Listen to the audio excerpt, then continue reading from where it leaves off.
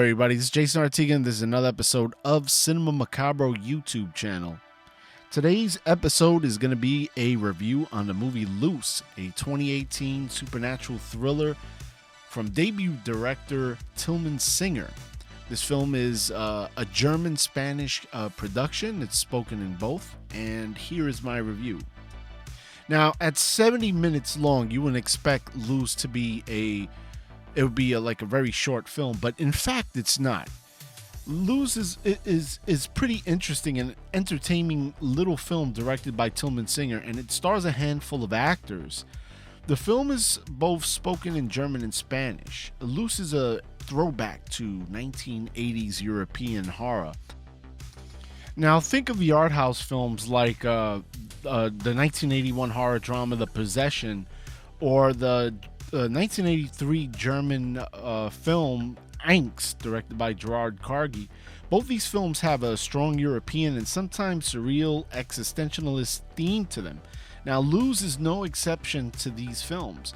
Directed on a shoestring budget of 120,000 euros, which is the equivalent to $130, the film has this very minimalist but complex approach to its horror story, and the film's actors are Luana Velez in the title role, Jan Blotart, Lily Lorenz, Julia Riedel, Naja Stubinger, and they're all pretty good in their roles.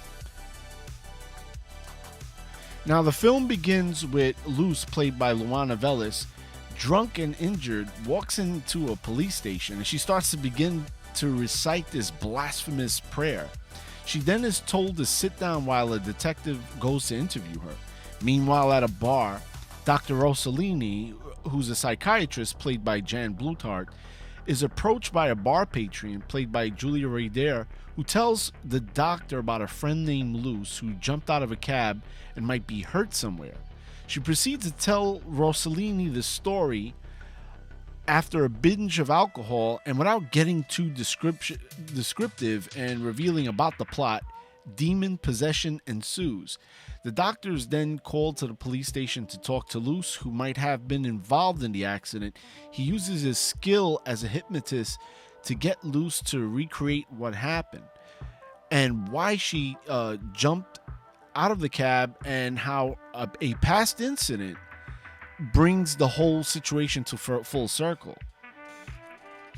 Now, I can't reveal too much of the plot, but LUZ is pretty awesome, and it's very ambiguous in its storytelling from a minimalist way of telling it. With absolutely no money for special effects, LUZ manages to create this atmosphere shrouded in mystery like a neo-noir, and it goes on full horror through old school expressionism towards the end. It's beautifully shot and almost in the style of like a Sidney Lumet movie. Think of like 12 Angry Men or Find Me Guilty, where the action is like a play that is taken mostly in one place, but not as talky. The grainy 16mm short film brings the coldness of this feel, and at times feels like an early 80s Italian horror film like Suspiria or any of the films by Lucio Fulci. The score by Simon Waskow it's awesome, and it provides the atmosphere to this 80s looking horror film. I mean, the film actually looks like it was shot in the early 80s, like 1980. And this, the score is great, and it's definitely a throwback with its synths used. The cinematography by Paul Faltz is amazing.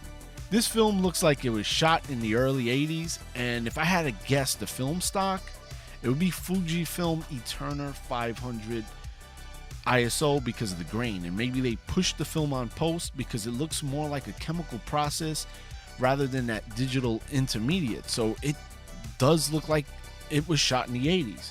Now, LUZ is not for everybody, and those who have been spoon-fed by countless expedition dialogue and in-your-face horror and cheap jump scares and gorehounds would definitely not like this film. But if you like a film like 2014's It Follows, old schoolers like me will love it. Now, guys, if you got any comments or any suggestions, just leave them down below and just let me know what did you think of LUZ. Is too much a low budget harmful to a horror film? Does it take away the scares? And does a horror film actually have to be scary and have more of a cool factor? Let me know down in the comments below. And with that, guys, I'll see you at the next episode.